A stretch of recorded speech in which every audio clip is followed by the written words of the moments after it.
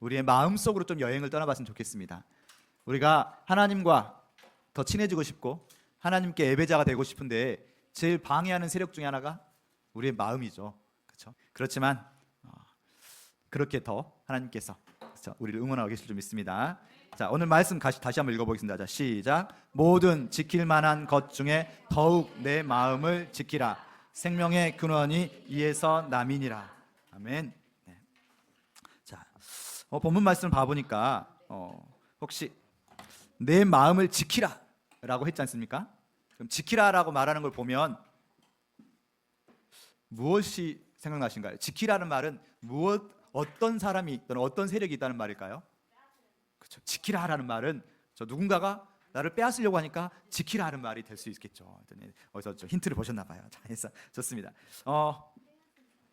지키라라는 말은 누군가가 빼앗으려고 올 수 있으니까 더 단단하게 지켜, 안 돼, 지켜야 돼, 이런 말이죠. 그렇죠? 굳이 아무도 빼앗으러 오는 사람이 없는데 혼자서 막 지켜야 돼, 이런 건 아니지 않습니까? 지키라는 말은 우리에게 무엇인가 빼앗으려고 오는 세력이 있다라는 것. 빼앗으려는 자가 있고 그러면 지키려는 자가 있겠죠. 자, 여러분 마음속은 어떤가요? 마음속에 문제가 있을까요, 없을까요?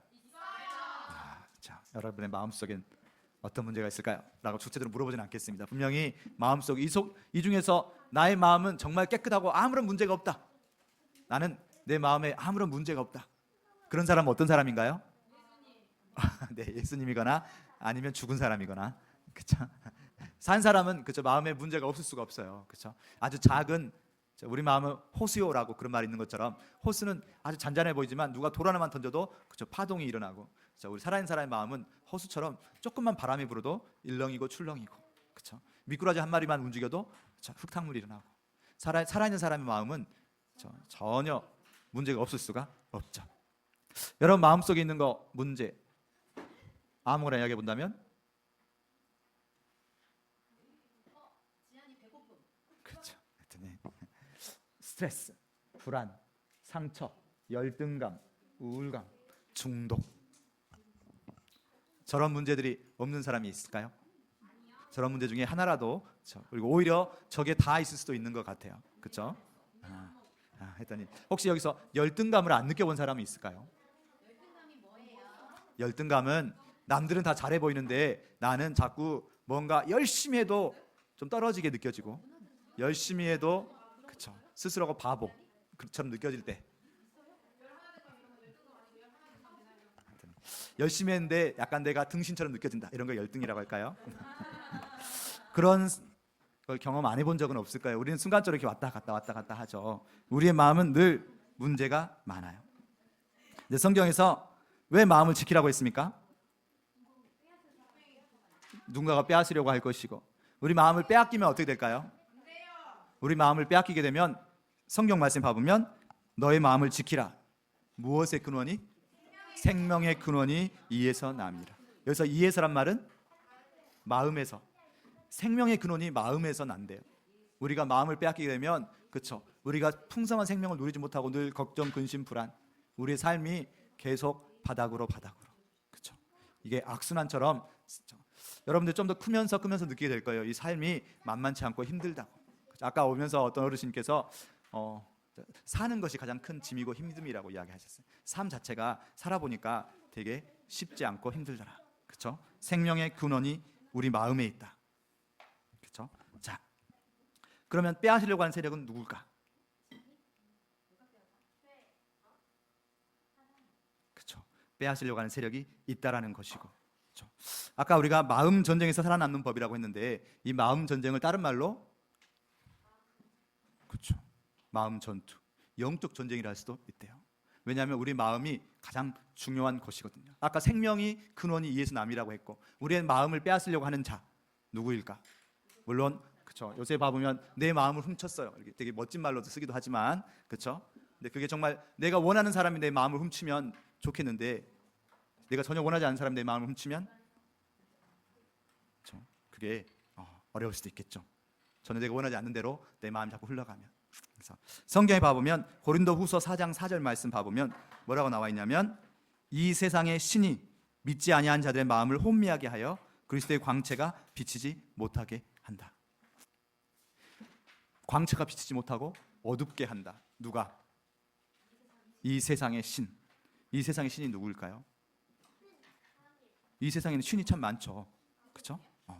이 세상의 신 했더니 그렇죠. 자신도 신 맞아요. 자신. 그렇죠? 귀신, 자신.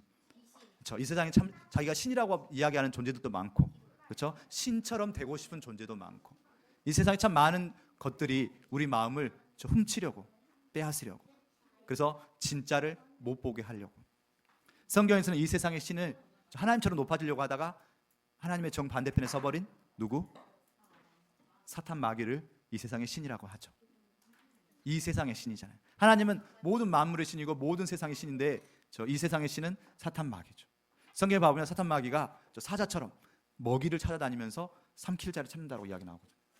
그래서 우리의 마음을 가장 붙잡고 빼앗으려고 가려고 하는 자가 바로 이 세상의 신이다.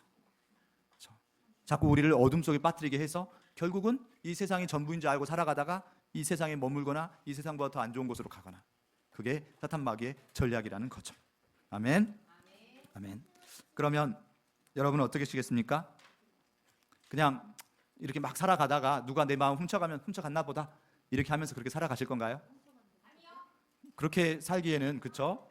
그게 살면 살수록 더 어둠에 빠져가는 거니까, 그렇죠? 그리고 자, 우리의 인생은 소중하니까. 혹시 저 그림을 보면서 뭔가 속담을 한번 생각해 볼 수 있다면, 네, 대단하십니다. 우리 초등학생들. 고양이에게 생선을 맡기다. 우리 1학년들까지 전부 다 이렇게 고양이에게 생선을 맡기랴 또는 맡기다라는 그런 속담이 있대요. 무슨 말이죠? 근데 고양이에게 생선을 맡긴단 말이?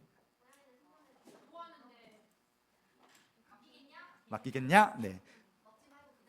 저 사진 보면 어떤가요? 네. 고양이에게 생선 팔라고, 고양아, 자네가 바쁘니까 잠깐 네가 생선 좀 팔아줄 수 있겠니? 이렇게 시장에서 고양이에게 생선을 맡기면 고양이가 네, 제가 열심히 팔아보겠습니다. 그러니까요. 했더니 주인한테는 다 팔았어요. 그래놓고 다 자기가 먹어버렸을까요? 그렇죠. 네, 비슷한 말인 것 같아요. 무슨 말이냐? 고양이에게 생선을 맡기다. 고양이에게 생선을 맡기랴. 자, 우리 마음을 훔쳐가는 가장 강력한 적이 있는데, 우리 마음을 가장 안 좋은 쪽으로 자꾸 끌고 가는 가장 강력한 적이 누구냐? 바로 우리 자신이랍니다. 자, 로마서 7장에 봐보면 이런 말이 있습니다. 같이 한번 읽어보겠습니다. 시작. 내가 원하는 바 선은 행하지 아니하고 도리어 원하지 아니하는 바 악을 행하는 도다.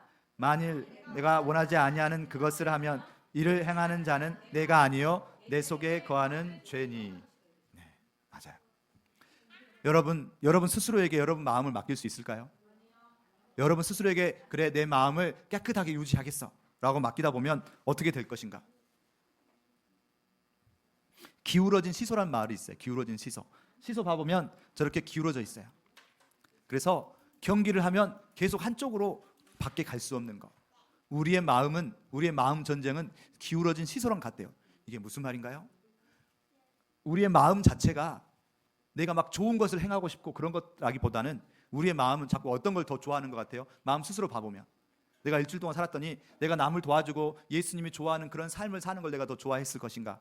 아니면 어떻게든 틈이 나면 내 욕심을 차리고 싶고 내가 더 사랑받고 싶고 내가 좋아하는 걸 내가 더 많이 먹고 싶고 내가 뭔가 나에게 유리하게 삶을 살고 싶고, 우리의 마음이 하나님이 기뻐하시는 그런 깨끗한 마음이거나, 아니면 우리 마음을 아까 영적 세력들이 우리 마음에서 자꾸 뭔가 침투하려고 할 때 내가 거기서 열심히 싸우고 이렇게 내가 그렇게 남들하고 영적 전쟁을 할 수 있는 그런 마음의 상태인가? 아니면 우리 마음은 그렇죠, 예수님이 좋아하는 그런 삶보다 내 욕심을 더 차리고 싶은 그런 마음 상태인가?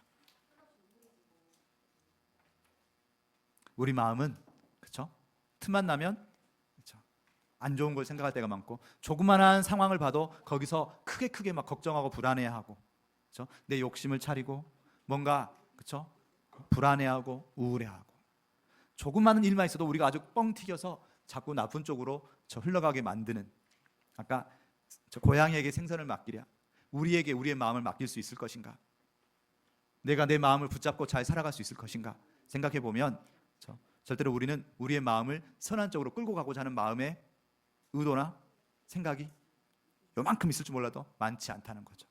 틈만 나면 뭔가 내 욕심껏 나에게 내가 주목받고 싶고, 그런 삶을 저렇게 표현해 봤습니다. 저게 뭔가요? 그쵸? 도미노. 그쵸? 도미노가 한번 무너지기 시작하면 어쩌죠? 계속 무너져요. 우리의 삶은 도미노 같아요. 세상에서 그냥 이렇게 바쁘게 살아니까 열심히 살아가긴 하는데, 뭔가 하나의 나쁜 일이 생기면 계속 그거에 대해서 계속 이렇게 한도 끝도 없이 계속 무너져가는 게 우리의 삶이랑 비슷하대요. 그걸 멈추려고 하지 않으면 계속 그렇게 저 쳇바퀴 돌듯이 도미노가 무너지듯이 우리 삶은 그렇게 무너져가는 거예요. 자, 내 마음이 무너져가는 것을 보고만 있을 것인가? 그냥 내 삶은 이렇게 흘러가라고 내가 놔둘 것인가? 아니면 어떻게 할 것인가? 세상 사람들은 삶이 힘들면 뭐 하라고 그러냐면, 삶이 너무 힘들면 이렇게 해보면 어때요? 저게 뭐냐고 물어보신다면 명상. 그렇죠? 한 번쯤은 그래, 마음이 너무 힘들면 마음을 내려놓고 그냥 차분하게, 그렇죠? 릴렉스 하면서 마음을 비우거나 마음을 이렇게 다스리라고 해요. 우리가 우리의 마음을 다스릴 수 있을 것인가? 우리가 우리의 마음을 다스릴 의지는 있는가? 그렇죠? 했었을 때 저렇게 명상 같은 건 잠깐은 도움될 수 있겠지만 근본적으로 도움되지 않죠. 근본적으로 우리의 삶을, 우리의 마음을 다스릴 수가 없이, 그렇죠? 우리가 뭔가 해보려고 하지만 안 되는 게 우리 삶인 것 같아요. 그래서 자, 두 번째로 가보겠습니다. 두 번째, 자, 그럼에도 마음 지키기를 선택하다. 그렇죠? 근다고 우리가 마음을 그냥 내버려둘 수는 없지 않습니까? 그렇죠? 우리의 마음이 이렇게 되라고 내버려둘 수는 없고, 마음 지키기를 할 때 우리가 어떻게 마음을 지킬 수 있을 것인가? 자, 우리가 방법을 잘 모를 때는 누구에게 배워야 돼요? 그렇죠. 선생님께 또는 전문가에게 배우는 게 제일 좋죠. 맞아요. 우리가 뭔가 잘 모를 때는 가장 잘하는 분에게 배우는 게 가장 맞아요. 그분이 누구냐? 마음을 가장 잘 다스리는 분, 바로 예수님이죠. 예수님 뭐라고 말하는지 한번 읽어볼까요? 자, 읽어보겠습니다. 자, 시작.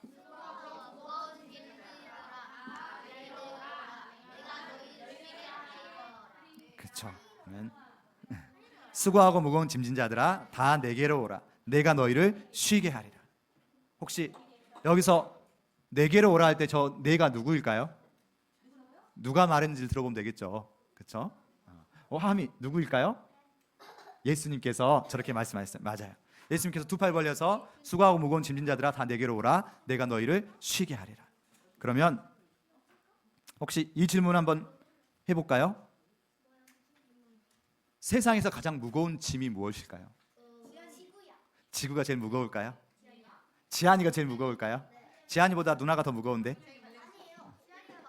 지한이가 더 많이 나가요? 아니 그러니까 더 큰 누나. 그럴까요? 세상에서 가장 무거운 짐. 예수님이 가장 무거운 짐. 소파. 더 무거운 거? 아파트. 그렇죠. 우리 어린 친구들은 눈에 보이는 거 가장 무거운 짐이라고 생각하는 것 같아요. 지구. 우리 선생님들은 세상에서 가장 무거운 짐을 무엇이라고 생각할 수 있을까요? 우리 주원이 세상에서 가장 무거운 짐, 설마 물리학적으로 막 이야기하고 막 그럴까요? 좀 더 살아보니까 세상에서 가장 무거운 짐, 나, 걱정.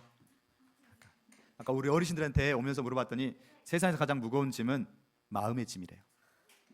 살아봤더니, 그렇죠? 어떤 마음에 무거운 짐이 들어오면 정말 다른 거 어떻게 다, 그렇죠? 어떻게 할 수 없이. 또 한 어르신은 살아가는 삶 자체가 무거운 짐이지, 이렇게 하고. 네. 역시 어르신들은 철학적인 대답을 하셔요. 살아보니까.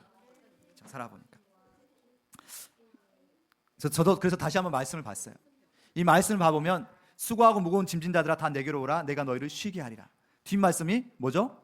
나는 마음이 온유하고 겸손하니 나의 멍에를 메고 내게 배우라. 그리하면 너희 마음이 쉼을 얻으리니. 아멘. 성경 말씀에 반복이 되면 뭐라고요? 그게 강조라고요. 예수님께서 수고하고 무거운 짐진들 다 내게 오라고 할 때 무엇에 강조점을 두고 말씀하셨는가? 바로 뒤에 말씀 봤더니 나는 마음이 온유하고 겸손하니 너희 마음이 쉼을 얻으리니. 예수님께서 말씀하신 지금 무거운 짐이 무엇인가요? 마음의 짐. 좋아요. 마음의 짐이 바로 예수님이 말씀하신 짐인가?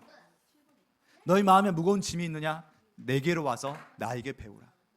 나의 짐이 가벼우니 너희 마음에 쉼을 얻을 것이다. 예수께서 말씀하신 짐은 지금 마음에 대한 얘기예요. 예수님께서 지금 마음의 전쟁에 대해서 너희 마음에 맨날 저 짐이 많고 부담이 많고 힘드냐? 내게로 와라. 그리고 내게 배우라라고 말씀하셨어요. 배우라란 말은 무슨 말이죠? 예수께서 너희 마음의 전쟁을 해결해 주겠다, 내가 너희 마음을 다 처리해 주겠다고 하신 게 아니라 내게 와서 배우라고 말씀하셨어요. 이 말은 배워서 누가 그 마음을 해야 되는 거예요? 우리가 예수께 배워서 우리 마음을 어떻게 힘을 얻을지, 우리 마음에 어떻게 마음에서 저 마음 전쟁에서 승리할지를 예수께 배우라고 말씀하신 거예요. 저 장면 보면 무슨 생각이 나나요? 그렇죠. 우리 아이들, 우리 반석이는 어떨 때 울어요? 그렇죠. 못 먹게 할 때, 엄마 보고 싶을 때, 맞아요. 혼자 있을 때. 우리 어린이들은 참 많이 울어요. 어른들은 울어요, 안 울어요? 어른들도 울어요. 어른들은 언제 울까요? 죽을 때, 너무 슬픈 일이 생겼을 때, 드라마 볼 때, 드라마 보면서 나하고 상황이 비슷하게 느껴질 때, 배고플 때, 혼날 때, 양파 깔 때. 맞아요. 어른들은 저럴 때 운대요. 사랑하는 사람이 죽었거나 사방이 꽉 막혔다고 느껴질 때, 배신당하고 거절당했을 때, 내가 열심히 살았는데 진 것처럼 보일 때, 내가 억울하게 그쵸? 당하고 있다고 느껴질 때, 내가 하나님께 뭔가 열심히 했다고 생각했는데 그쵸? 결과가 보이지 않고 아무것도 없어 보일 때, 내가 종교적으로 하나님 믿는다고 말하면서 그렇게 열심히 살아가려고 하는데 마음속 깊은 곳에는 공허함과 무기력함에 시달리고 있을 때, 네. 어른들은 이럴 때 눈물을 흘린대요. 근데 눈물 흘리고 나서 어떻게 할 것인가? 눈물 닦아야겠죠? 근데 눈물 닦아도 상황이 해결되지 않으면 계속 눈물이 날까요? 네. 무슨 말이냐? 살아가다 보면 내가 열심히 산다고 생각했는데 그것이 해결 안 되고 계속 제자리인 것 같이 느껴질 때가 있어요. 그래서 간혹 가다가 이렇게 기도하시는 분도 있어요. 어떻게? 하나님, 제가 얼마나 힘든지 아세요? 하나님은 모르시죠? 하나님은 배고픔도 모르시고, 하나님이 이렇게 비참한 제 심정을 모르시죠? 라고 이렇게 말하는 사람들이 있어요. 그때 누가 쓱 지나가요? 예수님이 지나가신다. 예수님은 어떤 분이시죠? 예수님은 아까 저 힘든 상황을 다 경험해 보신 분이에요. 배신도 당해 보시고, 사방이 꽉 막혔다고 느껴질 때도 있었고, 거짓 침소를 받고 사람들에게 쫓기고, 모든 것을 다 경험해 보신 분이 바로 예수님이시죠. 무슨 말이냐? 성경 히브리서 4장 15절 말씀 봐보면 이런 말씀이 있어요. 히브리서 4장 15절 말씀 봐보면 같이 읽어볼까요? 시작. 우리에게 있는 대제사장은 우리의 연약함을 동정하지 못하실 이가 아니요 모든 일에 우리와 똑같이 시험을 받으신 이로되 죄가 없으시니라. 아멘. 네, 일단 여기까지 먼저 끊어봤습니다. 우리에게 있는 대제사장은 우리의 연약함을 동정하지 못하실 분이 아니다. 여기서 대제사장이 누구일까요? 맞아요. 제사장은 예배를 드리는 자인데 대제사장은 가장 대표적으로 예배를 드리는 자입니다. 우리의 대제사장은 바로 예수님인데, 예수님은 어떤 분이냐? 우리와 똑같이 시험을 당하신 분이래요. 네. 사모님이 지한 옆에 가주시고 다현 쌤이 피아노를 해주시고. 자,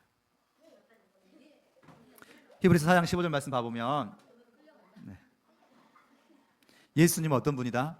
예수님은 우리랑 똑같이 시험을 당하시고 우리가 한 모든 걸 다 경험해 보셨는데, 그 예수님께서 우리의 연약함을 어떻게 하시는 분이다? 동정하시는 분이다. 화면 봐보면 제가 헬라어 하나 알려드릴게요. 좀 어렵겠지만 같이 읽어볼까요? 시작. 쉼파데오. 쉼파데오. 쉼파데오란 말은 무슨 말일까요? 영어로 심퍼시랑 같은 말인데요. 동정하다, 동일한 감정을 느끼다, 공감하다. 동정하다 또는 공감하다는 말은 같은 감정을 느껴봤다, 같을 동에 같은 감정. 하나님께서 예수님의 몸으로 이 땅에 오셨을 때 우리와 모든 같은 감정을 경험해 보시면서 우리에게 무엇을 주시기 위해서? 쉼을 주시기 위해서. 쉬운 말은 아니지만 예수께서 우리가 똑같은 경험을 해보시고 우리의 모든 감정을 아시기에 우리와 함께 해주시면서 위로해 주실 때, 여러분 위로할 때 가장 큰 위로가 뭔지 아세요? 나도 그 마음 알아. 나도 같은 경험 해봤어. 목사님은 그런 경험 안 해봤는데 리안아 좀만 더 힘내. 그러면 목사님이 이런 경험 안 해보셨잖아요. 그러면 그래 난 그랬지라고 할 텐데, 나도 같은 경험을 해봤어. 그러면 나랑 같은 경험을 해보신 분이 앞에 있다는 것은 나도 이렇게 이겨낼 수 있다라는 그런 위로를 바로 예수가 해주신다는 거예요. 나음아 주아야, 나도 같은 경험 해봤어. 네가 친구들에게 배신당해서 정말 슬프고 힘들 때, 리안이와 연두가 혼자 있어서 정말 내 옆에 아무도 없다고 느껴져서 너무나 외롭다고 느껴질 때, 예수님도 그런 경험을 해봤어. 평상시에 따르고 쫓아다니던 제자들 모든 사람들이 다 도망간 상태에서 혼자서 십자가 위에 있었을 때 예수는 모든 경험을 해보신 분입니다. 그러므로 한번 읽어볼까요? 16절 말씀에 뭐라고 되어 있냐면 시작. 그러므로 우리는 긍휼하심을 받고 때를 따라 돕는 은혜를 얻기 위하여 은혜의 보좌 앞에 담대히 나아갈 것이니라. 아멘. 무슨 말씀이냐? 예수께서 우리의 모든 같은 경험을 해보시고 우리를 동정하실 수 있는 이유는, 그렇죠? 우리가 모든 경험을 같이 해보셨기에 우리에게 가장 필요한 때, 그 때를 따라서 우리에게 도움을 주신다는 거예요. 예수가 너 이렇게 해봐 그러면 할 수 있어가 아니라 우리와 같이 동행하시면서 우리가 가장 필요한 순간에 때를 따라서 내가 너를 도와줄 거야. 그때 나에게 배워. 아까 예수께서 나에게 배우라고 하셨잖아요. 이렇게 하는 거야. 이렇게 하면 되라고 해버리면 우리가 너무 어려워요. 아니, 예수가 함께 모든 걸 함께 해주시면서 때를 따라서 우리를 도와주신대요. 아멘. 이게 얼마나 큰 위로가 될지는 여러분 직접 그 경험을 해보셔야 돼요. 내가 그 상황에 갔었을 때 예수께서 같이 옆에서 함께 때를 따라 돕는 은혜를 주신다는 거. 아멘. 자, 물론 아까 그랬던 것 같아요. 예수님께 배우라고, 우리 마음을 지키는 방법을 배우라고. 예수께서 직접 모든 걸 다 해주시는 게 아니라 우리가 성장해서 하나님 나라에 가는 그 순간까지 계속 여러분이 조그마한 상태, 제안이나 반석이처럼 작은 조그마한 상태에 머물러 있을 게 아니라 계속 성장해야 되잖아요. 그러기 위해서 계속 배우고 예수와 함께 다니고. 그런데 정말 힘들 때는 예수께서 무슨 말씀도 하셨냐면 빌립보서 4장 6절 7절 말씀, 아무것도 염려하지 말고 모든 일에 기도와 간구로 너희 구할 것을 감사함으로 하나님께 아뢰라. 그리하면 모든 지각에 뛰어난 하나님의 평강이 그리스도 예수 안에서 너희 마음과 생각을 지키시리라. 아멘. 지금 여기에 계속 반복된 말이 기도, 간구, 하나님께 아뢰라. 정말 너희가 힘들고 너희 마음이 지키기 힘들 때는 하나님께 아뢰라. 기도하라. 그러면 SOS처럼 우리를 지켜주실 분. 아멘. 우리 곁에서 인도해 주시고 함께 해주시고, 가장 중요할 때는 옆에서 지켜주시고, 그 모든 과정을 우리와 함께 하실 거예요. 그러면 제가 묻고 싶어요. 우리가 우리 마음 지켜야 된다고 했잖아요. 우리 마음을 빼앗으려고 하는 세력이 있기 때문에. 또 때로는 우리 스스로가 우리 마음을 빼앗아서 엉뚱한 데다 갔다가 자살골처럼 엉뚱한 데다 넣기도 한단 말이죠. 그럴 때, 정말 힘들 때 우리의 마음을 지켜내기 위해서 우리가 예수께 배워야 되겠죠. 그리고 그 예수께서 우리와 함께 가신다고 그랬어요. 그러면 앞으로 우리가 이렇게 통합예배 드릴 때마다 한 6주 정도 우리가 우리의 마음에 대해서 구체적으로 살펴갈 거예요. 우리가 하나하나씩 배워야 되겠어요. 예수님 알아서 해주세요가 아니라 예수님 제가 이럴 때는 어떻게 해야 될까요? 말씀을 통해서 더 배워가고 말씀에 의지해서 어떻게 우리가 마음을 붙잡고 이겨낼 수 있을지를 배워가야 되겠어요. 아멘. 같이 배워가시겠습니까? 때를 따라 돕는 예수의 은혜를 통해서 우리가 마음에 대해서 배우고 예수에 대해서 배우고, 그렇게 해서 우리가 마음의 쉼을 얻고 마음이 더 든든해지고 튼튼해질 수 있는 저희가 되길 원합니다. 아멘. 그러기 위해서 우리가 선포하며 나갈 건데요, 우리 마음에 손 올리고. 마음이 어디에 있어요? 그러니까요, 마음은 맞아요. 우리 마음 어딘가, 우리 몸속 어딘가 있다고 하는데 어디에 있는지는 우리는 알 수 없네요. 그래서 두 가지를 잡으면 좋을 것 같은데 여기 그리고 여기. 맞아요. 영어에서는 우리 마음을 머리에 있다고도 해요. 그래서 마인드라고 할 때는 마인드는 여기에 있다고 해요. 네, 자, 마음을 붙잡고. 네. 또한 마음이라고 할 때 하트라고 할 때는 또 여기라고 해요. 하트는 여기, 마인드는 여기. 자, 어딘가에 있을 우리 마음, 그곳을 제가 지켜내겠습니다. 하나님, 제가 제 마음을 지키겠습니다. 어떤 상황에서도, 심지어 내가 정말 너무나 실망되는 순간에도 제가 제 마음을 지키겠습니다. 어떻게? 예수께 배워서. 예수님, 저와 함께 해주세요. 그 마음으로 두 번 선포하겠습니다. 우리 나은이는 마음이 손가락이 있나요? 네, 네. 이걸 모아서 두 번 선포하겠습니다. 시작. 모든 지킬 만한 것 중에 더욱 내 마음을 지키라. 생명의 근원이 이에서 남이니라. 모든 지킬 만한 것 중에 더욱 내 마음을 지키라. 생명의 근원이 이에서 남이니라. 아멘. 우리가 어떻게 가야 될지 모를 때는 예수의 이름을 부르며 가기 원합니다.